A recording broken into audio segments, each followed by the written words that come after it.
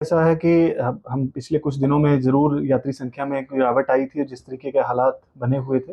लेकिन अच्छी बात ये है कि पिछले 3-4 दिनों से जो हम यात्री संख्या में वृद्धि देख रहे हैं, और कल की बात करूँ तो तकरीबन 5,000 से ज़्यादा यात्री कटरा पहुँचे थे, और आज भी जो है आंकड़ा बेहतर है।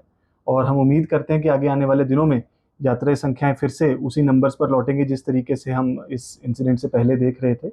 और बोर्ड की तरफ से जो है इलैबोरेट अरेंजमेंट सभी यात्रियों के लिए किए गए हैं, चाहे वो पंजीकरण की बात हो, यात्रा मार्ग पर सुविधाओं की बात हो।